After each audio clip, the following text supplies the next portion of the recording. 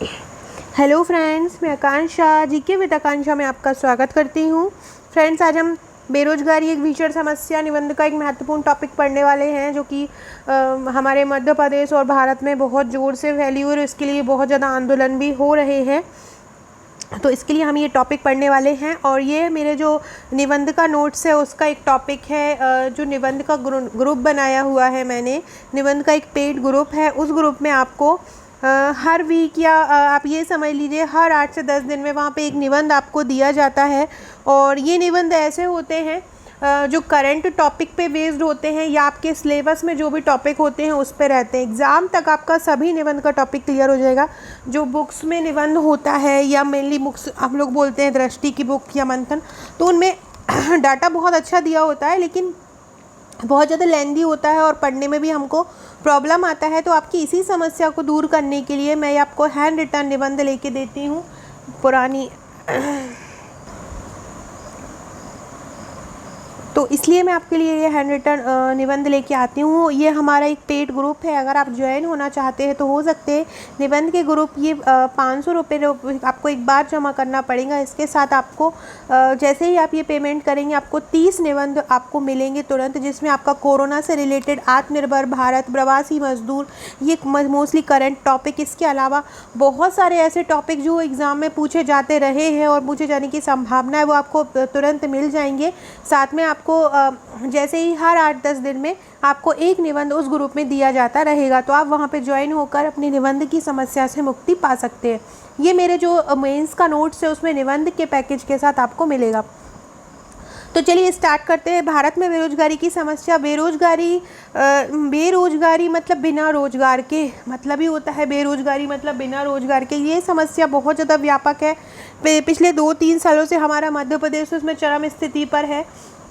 कोई वैकेंसी नहीं आ रही है और जिसके कारण बहुत ज़्यादा आंदोलन चल भी रहे हैं और सरकार ने आश्वासन दिया है कि आएगी। अब देखते हैं। तो सबसे पहले मैं कोई भी निबंध कराती हूँ तो मैं आपको सबसे पहले स्टार्टिंग में कुछ स्लोगन लिखती हूँ और आपको भी कोई भी निबंध लिखना है तो स्टार्टिंग में कुछ ना कुछ लाइनें लिख देना है। तो जो हमारा निबंध है वो बहुत सुंदर हो जाता है। किसी की 4 दिन की ज़िंदगी कुछ काम नहीं करती, किसी की 4 दिन की ज़िंदगी 100 काम करती है। किसी की 4 दिन की ज़िंदगी 100 काम करती है और किसी की 100 वर्ष की ज़िंदगी में कुछ नहीं होता। किसी की 4 दिन की ज़िंदगी 100 काम करती है और किसी की 100 वर्ष की ज़िंदगी में कुछ नहीं होता। ये स्टार्टिंग हमने लाइन से करी। फिर हम MS स्वामीनाथन के अनुसार उन्होंने बेरोजगारी के लिए कहा है कि भूमंडलीकरण से प्रभावित लोगों के लिए रोजगार विहीन विकास आनंद विहीन विकास है। जो लोग भूमंडलीकरण से प्रभावित हैं कि हमारे देश में भूमंडलीकरण हो गया है, वैश्वीकरण हो गया है, तो उनके लिए ये जो विकास है वो रोजगार विहीन आनंद विहीन विकास है, क्योंकि रोजगार विहीन विकास में कोई आनंद नहीं है। जब युवा ही बेरोजगार है, युवा शक्ति ही बेकार है। बेरोजगारी इस देश के लिए अभिशाप है और इसके बने रहने के लिए यकीनन हमारा विकास आनंदहीन और फीका है। प्रत्येक प्रकार की अर्थव्यवस्था में बेरोजगारी की समस्या पाई जाती है। अगर सरल शब्दों में कहा जाए तो बेरोजगारी से तात्पर्य है उपलब्ध श्रम शक्ति में रोजगार में लगे श्रमिकों को घटाने से जो श्रम शक्ति बचती है उसे बेरोजगारी कहते हैं। तो हमने स्टार्टिंग में इसकी डेफिनेशन लिख दी कि क्या बेरोजगारी से तात्पर्य क्या है, कि जो भी हमारे पास श्रम शक्ति है और रोजगार में उसमें टोटल हमारे पास जितनी श्रम शक्ति है, मतलब टोटल ऐसे लोग हैं जो रोजगार कर सकते हैं, उनमें से अगर हम उन लोगों को घटा दें जो रोजगार में लगे हैं, तो जो बचा हुआ जो रहता है, बची हुई जो श्रम शक्ति रहेगी वो बेरोजगारी कहलाएगी। सपोज़ करें 100 श्रम शक्ति हमारे पास है लेकिन उनमें से 50 को ही काम मिला है, तो 50 जो रहेगा बेरोजगार कहलाएगा। फिर हम कोई स्लोगन देखते हैं। प्रोफेसर राजकृष्ण के अनुसार 4 कसौटियों के आधार पर व्यक्ति को बेरोजगार मान सकते हैं। प्रोफेसर राजकृष्ण ने बेरोजगारी के प्रकार बताए हैं। प्रोफेसर राजकृष्ण के अनुसार जो कसौटियों के आधार पर व्यक्ति को बेरोजगार मान सकते हैं, जैसे कि नंबर 1 इष्टतम पूर्व रोजगारी घंटे में काम करता हो। मतलब जो इष्टतम पूर्व मतलब जो उसको इच्छा से भी कम उसको रोजगार घंटे मिलते हों।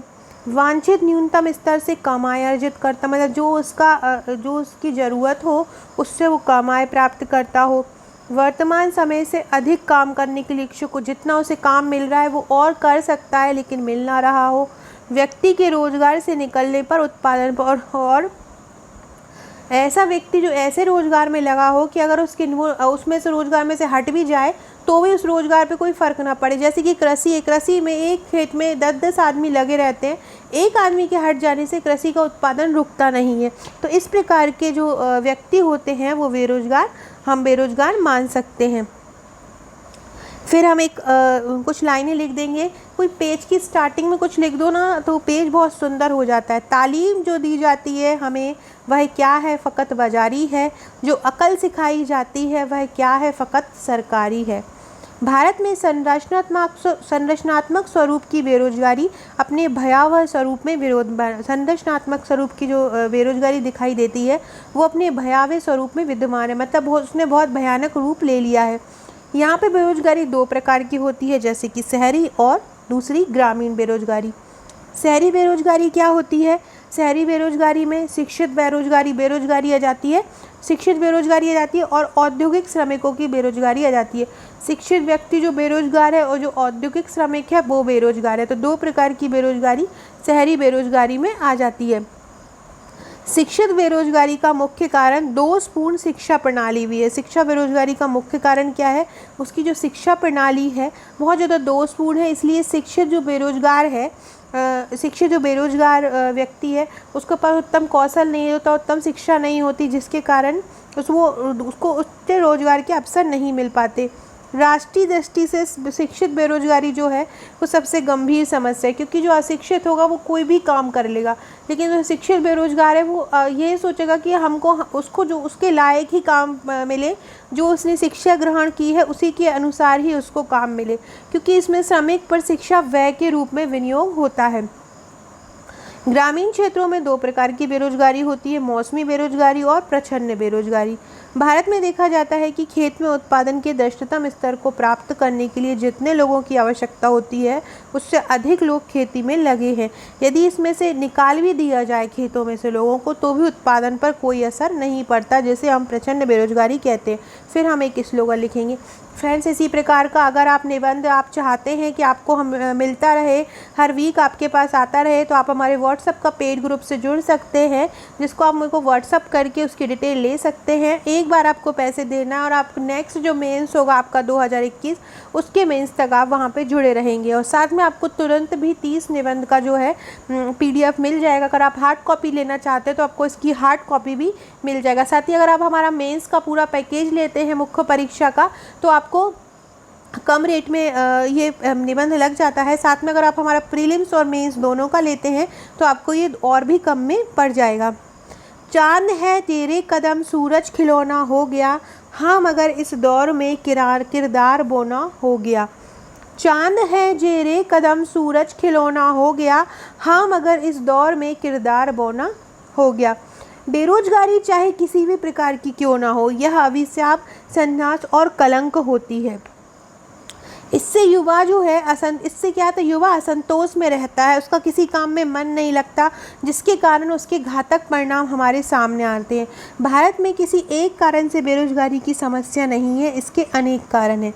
जनसंख्या में लगातार वृद्धि से भी श्रमिकों की संख्या में लगातार वृद्धि हो रही है, क्योंकि जिस अनुपात में क्योंकि जितने लोग जनसंख्या बढ़ रही है रोजगार के साधन उतने उपलब्ध हो नहीं पा रहे हैं, जिसके कारण बेरोजगारी उत्पन्न होती। साथ ही साथ हमारे यहाँ देश में क्या है कि एक बड़ा कारण है पूंजी की कमी। अब जब हमारे यहाँ पूंजी की कमी है तो हम ज़्यादा से ज़्यादा उद्योग स्थापित नहीं कर सकते हैं, ज़्यादा से ज़्यादा किसी रोज़गार में पूंजी नहीं लगा सकते, जिससे भी बेरोजगारी की समस्या उत्पन्न होती है। भारत में लॉर्ड मेकाले द्वारा शुरू की गई शिक्षा प्रणाली आज भी लागू है, आज भी हम उसी परिपाटी पे चल रहे हैं। व्यावसायिक शिक्षा और कौशलपूर्ण शिक्षा का हमारे देश में अभाव है। हम यहाँ लिख सकते हैं, हाल ही में मोदी जी द्वारा नई शिक्षा नीति की घोषणा हुई है, लेकिन उसको लागू करने में भी अभी समय लगेगा। ये आप यहाँ पे इंक्लूड कर सकते हैं। भारत में 1951 से पंचवर्षीय योजनाओं के द्वारा विकास के कार्य चल रहे हैं। धीमा औद्योगिक विकास और घटते कृषि विकास दर के कारण भी ये समस्या बनी हुई है। मतलब उद्योगों का विकास भी बहुत स्लो हो गया है और कृषि की विकास दर भी घटती जा रही है, जो एक मुख्य समस्या है। बेरोजगारी बढ़ने से देश में अनेक प्रकार की समस्याएं पैदा होती हैं। युवा तनाव में आ जाता है, युवा में असंतोष बढ़ता है, जो हिंसा के रूप में हमारे सामने आता है। बेरोजगारों से परेशान युवकों को आत्महत्या तक करते देखा जा रहा है। बेरोजगारी के कारण ही अपराध, भ्रष्टाचार बढ़ रहा है। बेरोजगारी के कारण अपराध बढ़ रहे हैं, भ्रष्टाचार बढ़ रहा है, युवकों में लगातार निराशा की भावना बढ़ रही है और निराशा के कारण वे नशाखोरी की ओर बढ़ रहे हैं। भारत में बेरोजगारी को भगाने के लिए हमें स्थायी उपाय करने होंगे। इसके लिए आर्थिक विकास की गति को तेज करना होगा। बेरोजगारी को भगाने के लिए क्या करना होगा? इसके लिए हमें कुछ ऐसे उपाय करने होंगे जिससे कि हमारी अर्थव्यवस्था भी तेज हो, आर्थिक विकास भी तेज हो और लोगों को रोजगार भी मिल सके। हमको ज़्यादा से ज़्यादा बचत को प्रोत्साहित करना होगा, निवेश को प्रोत्साहित करना होगा, ज़्यादा से ज़्यादा निवेश को आकर्षित करना होगा। जनसंख्या को नियंत्रित करने के लिए हमें कई प्रकार की जागरूक नीति अपनानी पड़ेंगी और उपाय भी करने होंगे और कोशिश करना पड़ेगा कि ज़्यादा से ज़्यादा लोग जो हैं वो कृषि में ना लगे रहें।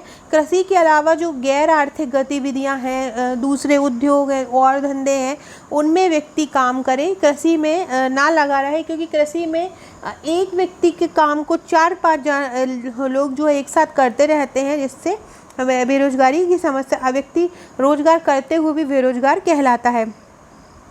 स्वनियोजन को वरीयता देना होगा, मतलब अपना व्यवसाय को प्राथमिकता देनी होगी। शिक्षा को ऐसा बनाना होगा कि वो व्यवसाय उन्मुखी हो। मतलब जैसे कि हम लोग जो सरकार जो है पॉलिटेक्निक कॉलेज खोल रही है बहुत जगह जगह पे, है ना, ITI खोल रही है, लेकिन उसको और ज़्यादा प्रोत्साहित करना होगा। केवल खोल के बैठना मतलब नहीं है, उसको लोगों को इस चीज़ की ओर जागरूक करना होगा कि आपको व्यवसाय उन्मुखी बनना है।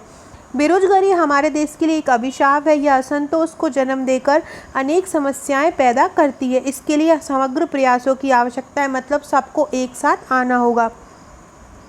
अब हम देखते हैं इसमें, फिर हम जब हमने स्लोगन से किया तो लास्ट में भी हम स्लोगन लिखेंगे।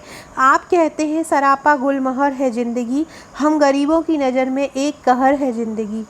आप कहते हैं सरापा गुलमोहर है ज़िंदगी, हम गरीबों की नज़र में एक कहर है ज़िंदगी। इसी के चलते हमारा ये निबंध पूरा होता है।